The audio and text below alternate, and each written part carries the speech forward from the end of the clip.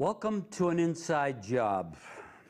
First of all, I'd like to thank LATV, Carl, Jack, the rest of the crew. These guys are great. I've known them for a long time, and when I proposed this program to Carl, the executive director, within 2 minutes he said yes. These guys are great. It's going to be a half-hour show, live, which means no editing, so you're looking at it, and I'm not a professional, no excuses. All I can do is the best I can. It's going to be geared toward the epidemic facing our society, addiction. Dr. Gabor Mate, who works as an MD up the east side of Vancouver, Canada, in the trenches every day, junkies, coke addicts, and he's been doing it for a while. One of his books is in the realm of the hungry ghost. It's a Buddhist term, and as far as I'm concerned, the guy's brilliant, and he has really helped me a lot. He says, biological, chemical, neurological, physiological, medical, emotional, social, political, economic, and spiritual, and I believe every word of that. My name is Ron, and I'm going to be hosting a series of these shows, and I'll be having different people come in. I'm an alcoholic. I've been sober and clean for 34 years. I'm 70 years old, and I've been surrounded all my life with addiction, 70 years. Grandfather on both sides, my father, who died at 47 from this disease. His brother at 53 died from alcoholism. Myself and my 3 siblings, one of which has died 4 years ago. I found him dead from alcohol, and it wasn't a pretty life, a pretty scene watching him go down. And then my son, who's 49 years old, has been struggling with this disease for 34 years. 3/4 of his life.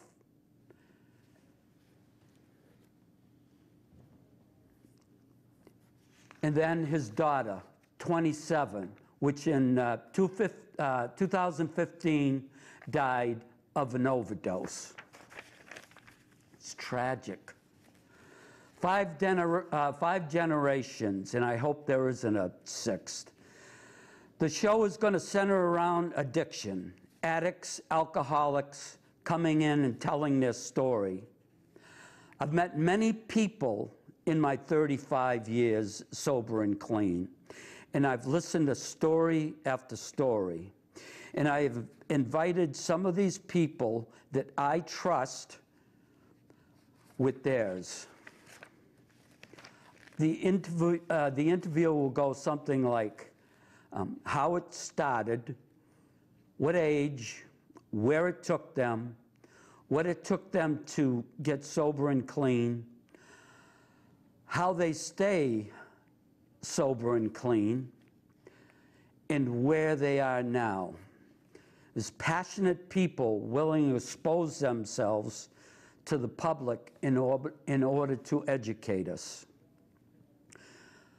What worked for them and what did not work for them.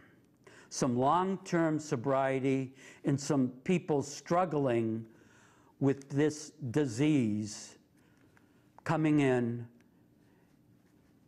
minute after minute after hour after day after month after year. First year in my in my opinion, and this is all my experience. So it's not really an opinion, it's my experience. I have many friends in the program of AA and NA, and I have, again, I've heard many stories. One of my friends, Eddie the Hat, he's passed now, former Marine, long-term sobriety. He's from Southie and wear a Southie hat backwards. And with a very loud voice, would bang on the podium.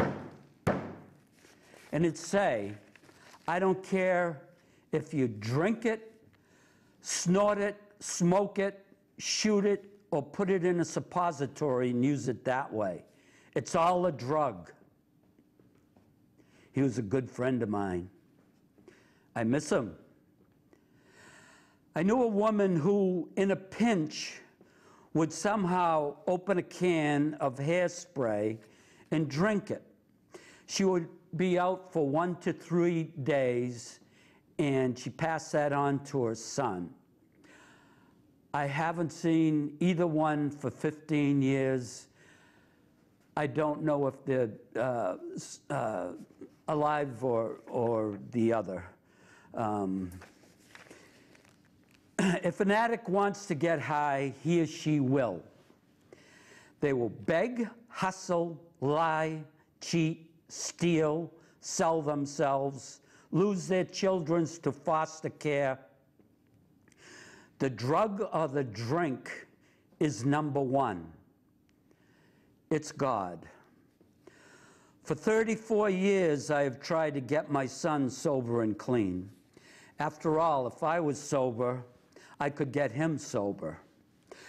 We tried everything.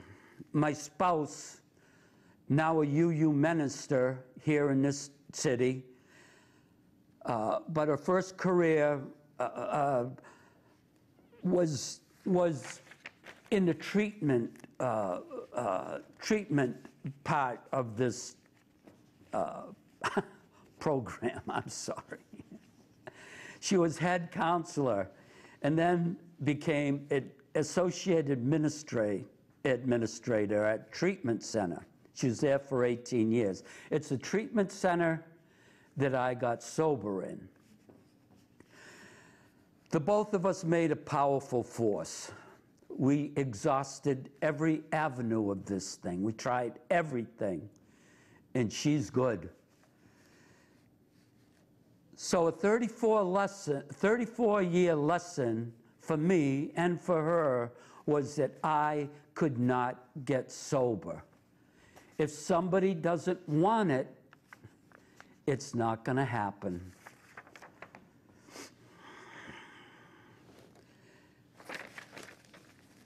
When I first entered the treatment center, it was up in Ashburnham. On the business card it read, "Where the running stops." I was behind the walls of AA for 2¼ years. Detox treatment, 31 days. Sober house for 6 months. And then a slot opened up back at the treatment center. And I was there for another 1.25 years. 2¼ years. I lived upstairs and I cooked for the people downstairs. It was a small facility, and we got to know each other very, very well. I've witnessed a lot of things, and I witnessed a lot of things back then.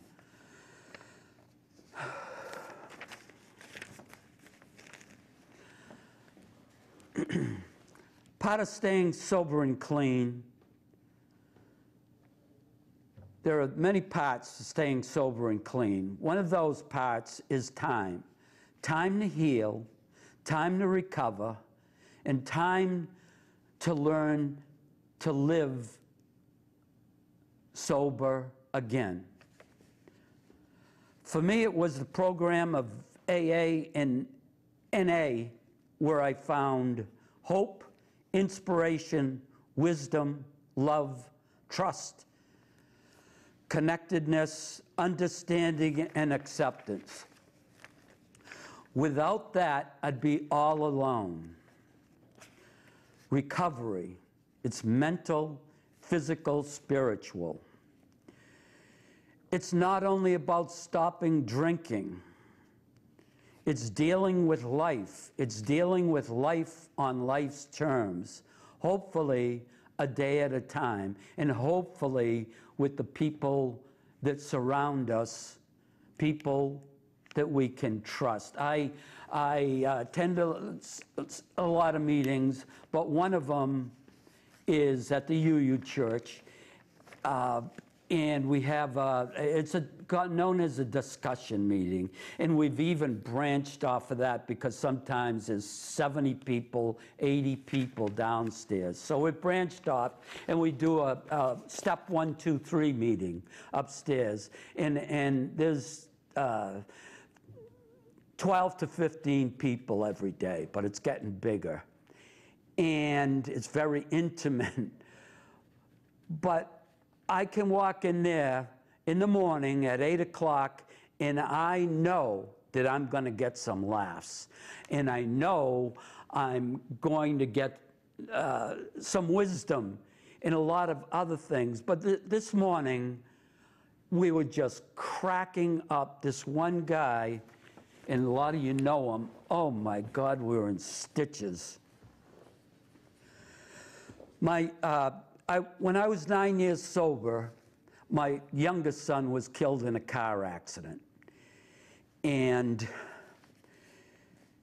people came from AA and sat at my kitchen table. I'll never forget it. And other people attending the wake in the service, and a lot of people from AA. And I managed to stay sober, but there was I could get no relief. It was like a vice squeezing my head. But I made it. And if I would have picked up a drink to relieve that pressure, I would have resented myself for the rest of my life. When the addict enters the halls of recovery, he or she is so beat up and in such despair that for many it's the last house on the block. For me, it was complete failure, self-loathing, shame, anger, loss of hope, depression, and worst. The first attempt on my life was at age 26, and there were more. It's impossible for mainstream sobriety to try to understand addiction. But if you're interested in trying an experiment, don't have that cup of coffee tomorrow morning, or don't have that cupcake, or don't have that cigarette. Try that for a week. And then times that by 100. And that's what these people are going through.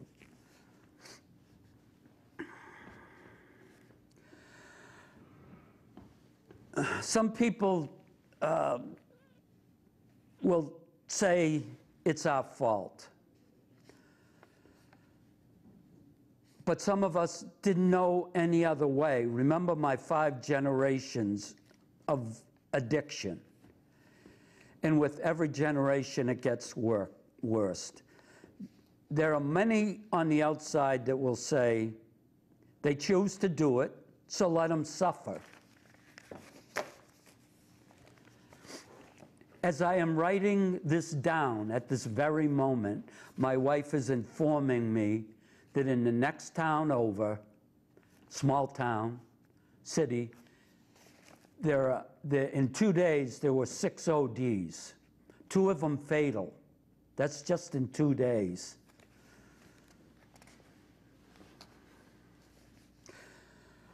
Let's see. That's why I'm doing this. I'm haunted by this thing. I see it every day. And it's a monster. I've been writing about this for 3 years, and I have piles of things. And now I have a forum to let people know. So I've been compiling info on the cost of this thing. 1 OD, fireman, policeman, medic, hospital, psychologist, MD, social worker, court, aftercare, methadone clinic. Each day an addict will go, if he wants to go and get his dose of methadone or Suboxone. And in the next town over, 400 people a day are using this. This town has begun a clinic for 200 to 300 people a day. Business is booming. And who do you think is paying for that? Yes, there are monies being appropriated for this thing, but it's not enough. And in my opinion, some of it is not going to the right places. And I'm getting political, but this thing is political. And as we know, everything comes back to money. That's my opinion. With a 95, okay, the success rate for an addict to succeed after a program for 6 months, the success rate is 15 to 20%. And I think that's, I think it's actually lower than that. The prison system, with a 95% drug-related population and an 80% recidivism at $100 a day per person, these numbers are staggering. That's just the money thing. That's just the epidemic in what is facing us. I believe that that as a society, if we don't wake up, and I mean wake up, that it will devour us. Loss of lives, the destruction of family, loss of revenue, loss of productivity, of course, loss of lives and more. I walk in this life every day. It's reality, and we're losing the battle. Of course, there is always hope. Hope for the addict, hope for the family, hope for the loved ones, and hope that society will wake up and face this devastation square in the face in attack. I'm Ron, I'm alcoholic and addict.